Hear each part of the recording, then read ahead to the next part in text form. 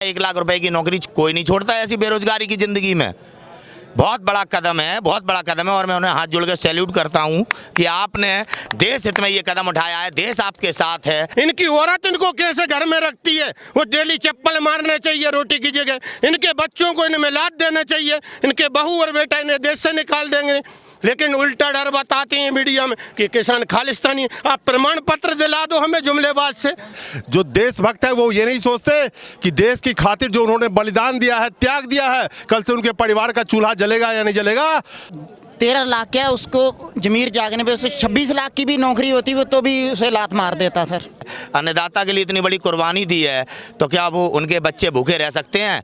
कितना भी कोई प्रताड़ना कर ले, ये अन्नदाता प्रकृति से टक्कर ले जाता है। कैसे अपने शुभचिंतक को भूखा रहने देगा? कभी भूखे नहीं रहेंगे उनके बच्चे, और अच्छा खाएंगे और अच्छा पिएंगे। जिसके जमीर मरे हैं वो आज इन टीवी के चैनलों पे बैठकर किसान विरोधी न्यूज़ चला रहे हैं। याद रखना, आगे आने वाले दिनों पे इन्हें रिपोर्टर नहीं मिलेंगे और ये जो एंकर है ना टीवी में बैठ के भौंक रहे हैं, इनकी कोई नहीं सुनेगा इस भारत देश में। उन्हीं रिपोर्टर्स को जूते भी खाने पड़े, गालियां भी खानी पड़ी और कई तरह के बेइज्जती भी झेलनी पड़ती है। लेकिन उनके एसी रूम में बैठ के एंकरिंग करने वाले एंकर लगातार किसानों को कई तरह से पाकिस्तानी, खालिस्तानी क्या क्या कहते रहे।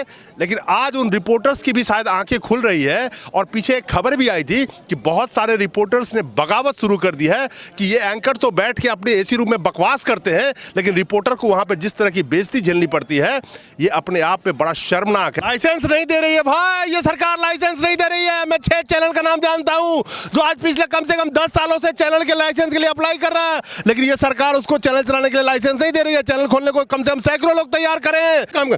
उनको तो ये फिक्र होना चाहिए कि कल उनकी औलाद है उनको रोटी नहीं देंगी। जो कुत्ते की तरह भौंक रहे हैं गिनी चुनी पार्टियों के लिए, ये लिख के दे दे कि हम चाइना के एजेंट हैं, हम पाकिस्तानी हैं, खालिस्तानी हैं, हम देशद्रोही हैं। आप प्रमाण पत्र दे दो, हमें आधार बना दो ऐसा। ईमानदार उसको समझते हैं जो इस गद्दार सरकार के आगे, जिस भाई का जमीर जग गया है और दिखा दिया एक लात मारता हूँ ऐसी नौकरी में, उसको तो हम इतना बड़ा ईमानदार मानते हैं जो झुका नहीं कहते तो समय सर्टिफिकेट सब पकड़ाते मैं ईमानदार हूँ। ये खुद की लाश अपने कंधे पे उठाए हैं। ऐ शहर के बाशिंदों, हम गांव से आए हैं। तो आप अपने लाइक और कमेंट का ऑप्शंस क्यों डिलीट कर लेते हैं, बंद करा देते हैं? वास्तविकता से भाग रहे हैं नरेंद्र दामोदर दास मोदी। जब 2 करोड़ रोजगार के लिए प्रचार कर रहे थे तो ये राष्ट्रभक्त थे। आज नौजवान रोजगार मांगता है तो आप ट्विटर पे से डिलीट कराते हैं। आज रुपया कमजोर है, इससे क्या आप रोड कहीं बेच देते हैं, कहीं सरकारी संपत्ति बेच देते हैं घाटे में दिखा के। इनके गद्दी पे बैठने के बाद देश घाटे में आ गया, ये क्यों नहीं इस्तीफा दे रहे? दोस्तों नमस्कार, खड़ा हूं इस वक्त गाजीपुर बॉर्डर पे। रक्षित सिंह जो एबीपी न्यूज़ में एज ए रिपोर्टर काम करते थे, रक्षित सिंह ने सड़िया मेरठ के किसानों के महापंचायत पे अपना इस्तीफा दिया।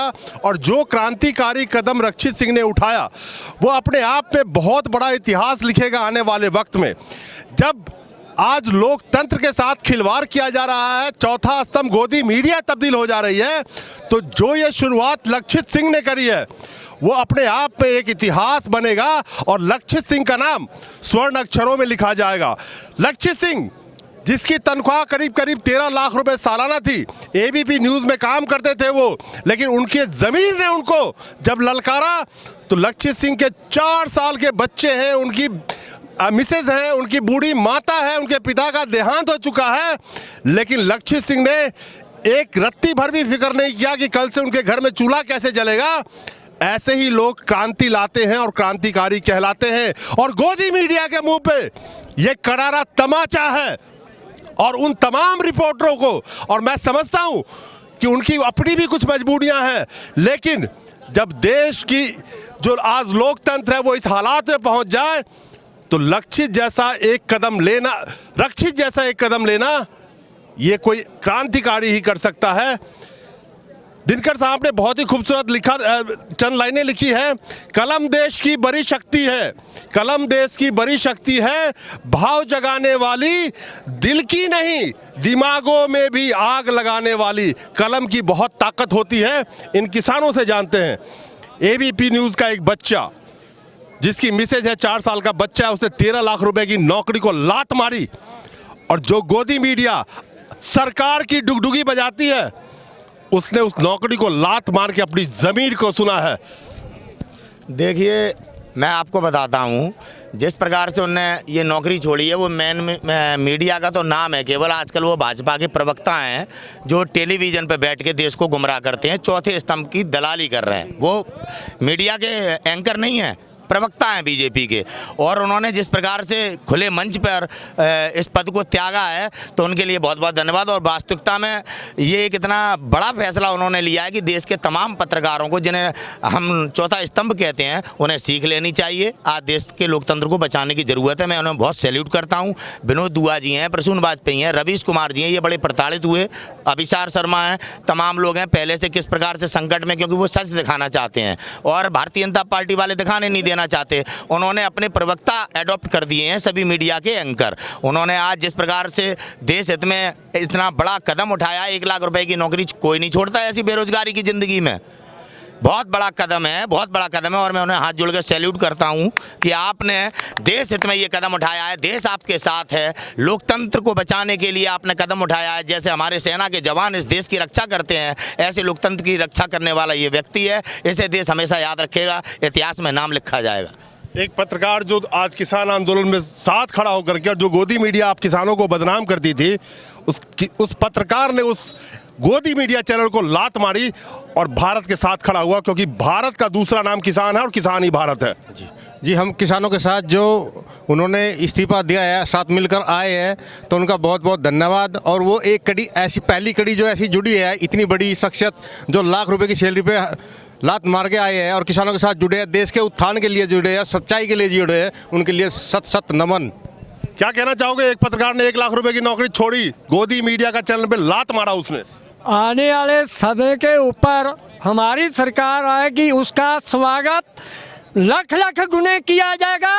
उसको कभी भी धोखा नहीं दिया जाएगा। मेरे किसान की सरकार आ गई तो पहले उसको बहाल किया जाएगा। क्या कहना चाहेंगे? भाई बड़ा बढ़िया काम करा अन्य किसानों को, उसने दर्द समझा। किसानों को जो दूध फजीता हो रहा उसने दर्द समझा, हम उसका धन्यवाद करते हैं। और हम तो कहे सर 1 लाख रुपए की छुट्टी ना सर, 10 करोड़ लाख की नौकरी मिलनी चाहिए। और मिलनी चाहिए, कुदरत वाला देगा सर। ये किसानों का दर्द। देशभक्ति का कोई कीमत थोड़ी ना। देशभक्ति की मत, देशभक्ति का कोई कीमत नहीं होता। क्या कहना चाहेंगे? जिस बंदे ने 1 लाख रुपए की नौकरी को लात मारी है, एबीपी न्यूज़ का वो रिपोर्टर था। आप सोचिए कल से उसके बच्चे भूखे रहेंगे, उसकी माँ क्या खाएगी, उसके मिसेज क्या खाएंगे, लेकिन उसने परवाह नहीं किया। ऐसे ही लोग क्रांतिकारी कहलाते हैं और ऐसे ही लोग देशभक्त कहलाते हैं। देखिए, मैं उस भाई का बहुत बड़ा जज्बा समझता हूं जो ऐसी तानाशाही सरकार के आगे और इतनी बड़ी नौकरी को छोड़ा है। ये किसान उसको हार्दिक अपने दिल से अभिवादन करते हैं। और भगवान, अरे देने वाला कोई और है, इस घमंड में मत रहे। देने वाला उसके बच्चे को कभी भूखा नहीं मरने देगा। जैसे कहा है हमारे, उन्होंने अजगर करे न चाकरी, पंछी करे न काम, और दास मलूका कह गए सबके दाता राम। जो किसानों के साथ लगाए, उसकी किसानों की आत्माएं उसको दुआ देंगी और उसका भलाई भला होगा, नाम होगा, और उसे इससे भी बड़ी नौकरी मिलेगी। मैं कह रहा हूँ। दिनकर साहब कहते हैं, सच है विपत्ति जब आती है कायर को ही दहलाती है। सूरमा नहीं विचलित होते, क्षण एक नहीं धीरज खोते। विघ्नों को गले लगाते हैं, कांटों में राह बनाते हैं। जो देशभक्त है वो ये नहीं सोचते कि देश की खातिर जो उन्होंने बलिदान दिया है, त्याग दिया है, कल से उनके परिवार का चूल्हा जलेगा या नहीं जलेगा। आप एक नौजवान है, वो भी एक नौजवान है। उसने जो कुर्बानी दी है अपनी नौकरी की, 13 लाख रुपए की नौकरी को लात मारा उसने किसानों के लिए। सर उसका अब ज़मीर जागा। मैं तो कहूँगा कि ये गोदी मीडिया ना, जो ये सारी गोदी मीडिया का ज़मीर मर चुका है। ये इनका भी मैं कह रहा हूँ ज़मीर जागना चाहिए उसके जैसा। और इस ज़मीर जागने से ही उसको इतना किसान उसका साथ देंगे ना, अब किसान उसके साथ रहेगा, किसान उसका साथ देगा। पाजी, एक नौजवान ने आज एक इतिहास लिखा है एक तरह से। ऐसा सर, वो 13 लाख क्या, उसको जमीर जागने पे उसे 26 लाख की भी नौकरी होती वो तो भी उसे लात मार देता सर। आप एक चीज बताइए कि उस नौजवान के घर में कल से चूल्हा नहीं जलेगा या जलेगा, या वो क्या खा रहा है, कोई पूछने वाला है? हाँ है, जब उन्होंने मंच पे खड़े होकर इतना बड़ा ऐलान किया है जिसे पूरा भारत देश देख रहा है और किसान सड़कों पे बैठा है जो देश का अन्नदाता है, अन्नदाता के लिए इतनी बड़ी कुर्बानी दी है, तो क्या वो उनके बच्चे भूखे रह सकते हैं? कितना भी कोई प्रताड़ना कर ले, ये अन्नदाता प्रकृति से टक्कर ले जाता है।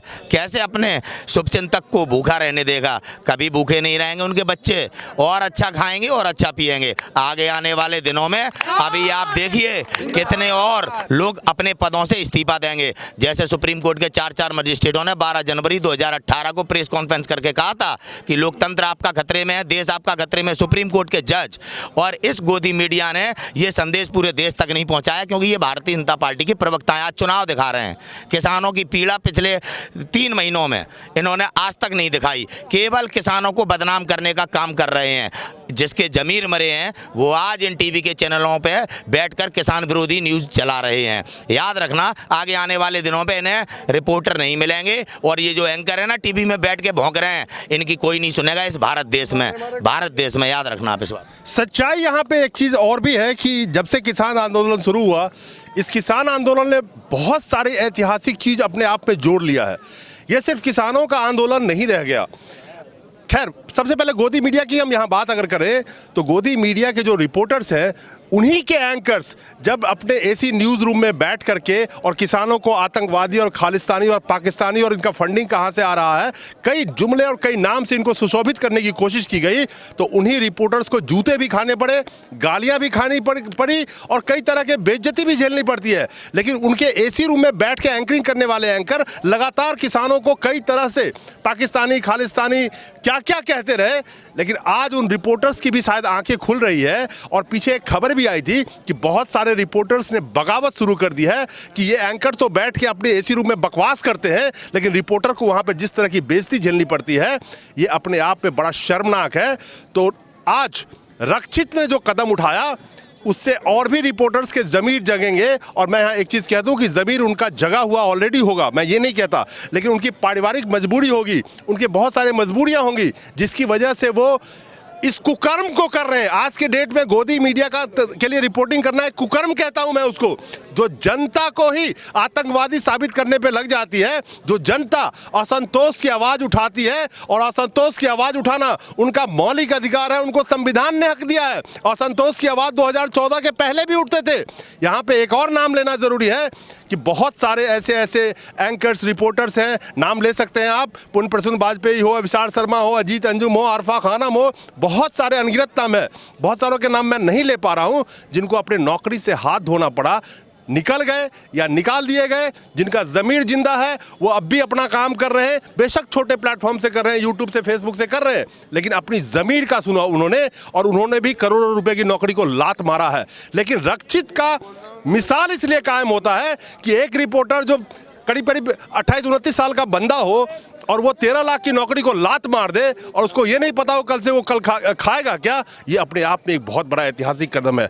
क्या कहना चाहेंगे ऐसे लोगों का जो किसानों के लिए अपनी पूरे परिवार को उसने दांव पे लगा दिया? रक्षित सिंह के लिए नहीं, बल्कि इस तरीके के जितने भी लोग हैं उनके लिए हम यही कहेंगे कि इस किसानों के विपत्ति के समय में जो लोग त्याग, तपस्या और बलिदान दे रहे हैं, वो किसानों के ऊपर एक बहुत बड़ा एहसान कर रहे हैं कि इस बीजेपी गवर्नमेंट में जो बोलने नहीं देती है एंकरों को, जो मीडिया को नहीं कंट्रोल कर रही है, और उनसे बगावत करके, त्याग पत्र दे करके किसानों के बीच में आ रहे हैं, तो हम सभी किसानों की तरफ से उनका स्वागत करेंगे, और आगे आने वाले समय में उनके बच्चों की जिम्मेदारी भी लेंगे कि अगर हम लोगों से किसी तरीके की दिक्कत आती है तो हम चंदा वगैरह करके उनके बच्चों का भरण पोषण करेंगे, चंदा सामने समस्या नहीं आने देंगे। जिनके चेहरे पे लिखी थी जेल की ऊंची फसील, जिनके चेहरे पे लिखी थी जेल के ऊंची फसील, रामनामी ओढ़ के संसद के अंदर आ गए। खैर, आपने रोजी रोटी का सवाल किया था, तो देश में तमाम पत्रकार हैं सच बोलने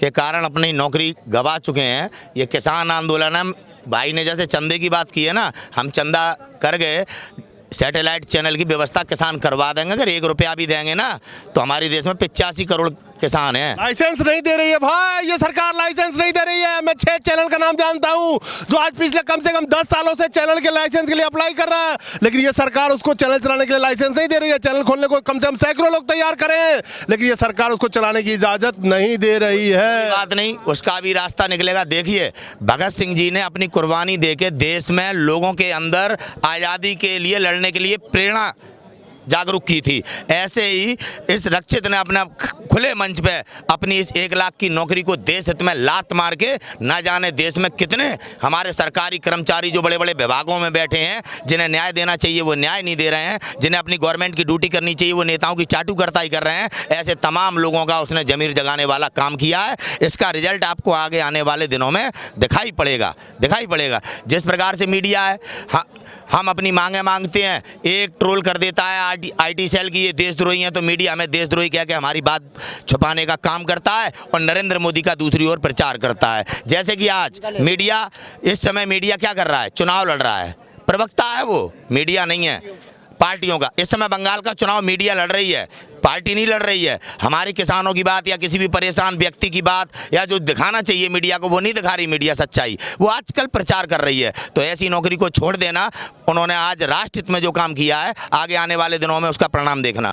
रक्षित ने एक बात कही थी कि जब उसका 4 साल का बच्चा जब 20 साल का वो होगा, 18 साल का होगा, और जब वो अपने बाप से सवाल करेगा, यानी कि रक्षित से सवाल पूछता कि पापा जब किसान बॉर्डर पे बैठे थे और किसानों का आंदोलन चल रहा था तो आप क्या कर रहे थे, तो रक्षित ने ये कहा और सरेआम कहा, वीडियो है, कि मैं उस बच्चे से शायद आंख नहीं मिला पाता, लेकिन आज मैं छाती ठोक के कह सकता हूं कि मैं उन किसानों के साथ खड़ा था। ये बहुत बड़ी बात है रक्षित की। तो उन गोदी मीडिया के उन गोदी मीडिया के रिपोर्टर्स जो आज भी गोदी मीडिया में हैं और मजबूरी की वजह से है, लेकिन एक चीज वो भी याद रखें कि वो अपने बच्चों को क्या जवाब देंगे कि 200 किसानों की मौत हो गई थी और उन मौतों को मैं छुपाने का काम कर रहा था, गोदी मीडिया में नौकरी कर रहा था, फिर तुम्हें पढ़ा रहा था। शायद वो बच्चा बड़ा होकर बोले पापा तुम मुझे अनपढ़ रख देते, लेकिन इस पैसे से तुम मुझे कतई नहीं पढ़ाते तो मुझे ज्यादा खुशी होती। शायद ये बच्चे जवाब देंगे उनको। एक रिपोर्टर अपनी नौकरी छोड़ देता 13 लाख की किसानों के लिए, क्या कहना चाहेंगे उस रिपोर्टर के लिए? मीडिया इस समय अपने कर्तव्य पालन नहीं कर रही। वो जो कर रहे हैं उनके साथ देश भी है और वो ईश्वरी शक्ति है, गार्ड का हो, गिफ्ट का, इसमें दूसरे के आगे वो कहने की क्या। अगर आप अच्छा काम कर, उनको तो ये फिक्र होना चाहिए कि कल उनकी औलाद है उनको रोटी नहीं देंगी जो कुत्ते की तरह भौंक रहे हैं गिनी चुनी पार्टियों के लिए। आप पूछने जाओगे रक्षित के घर? लात मारेगी। आप जाओगे उसके घर पे? क्यों? मैं कह रहा हूं आप जाओगे उसके घर पे? नहीं, भारत का प्रत्येक नागरिक, पहले मेरी बात सुनिए, मैं उनका बहुत सम्मान कर रहा हूं जो किसानों के साथ हैं और रहेंगे, लेकिन प्रत्येक नागरिक अगर ईमानदारी की बात कर रहा है तो सबके घर, सबको ईमानदार होना चाहिए, आपको भी और जितनी गोदी मीडिया है या ये मीडिया का चौथा स्तंभ है, ने इनका कर्तव्य पालन करिए। अंधी मीडिया है और ये अपने कर्तव्य से अच्युत नहीं तो नरक में जाएंगे, जहन्नुम में जाएंगे। जो कहो वो क्या शब्द है इनके लिए, कुछ नहीं। इनकी औरत इनको कैसे घर में रखती है, वो डेली चप्पल मारना चाहिए रोटी की जगह। इनके बच्चों को इनमें लाद देना चाहिए, इनके बहू और बेटा इन्हें देश से निकाल देंगे।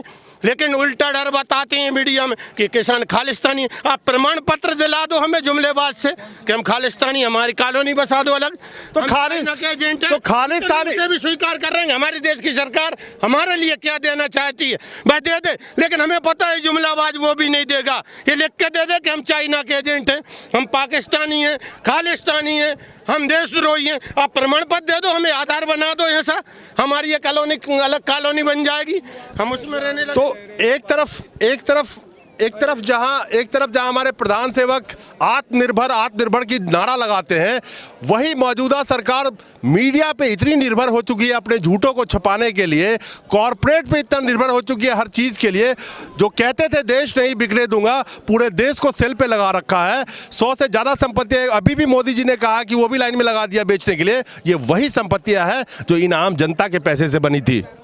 अरे ईमानदारी का मोदी जी भी रखते थे सर्टिफिकेट। ईमानदार उसको समझते हैं जो इस गद्दार सरकार के आगे, जिस भाई का जमीर जग गया है और दिखा दिया एक लात मारता हूँ ऐसी नौकरी में, उसको तो हम इतना बड़ा ईमानदार मानते हैं जो झुका नहीं। नहीं कहते तो समय सर्टिफिकेट सब पकड़ाते मैं ईमानदार हूँ। ईमानदारी का रिकॉर्ड तोड़ दिया है उस बच्चे ने। और मैं कहता हूँ हर जन जन की आत्मा इस समय भारत के हर नागरिक की जो जिसकी आत्मा जगी हुई है उस बच्चे के साथ है। यूं खुद की लाश अपने कंधे पे उठाए हैं, ऐ शहर के बाशिंदों हम गांव से आए हैं।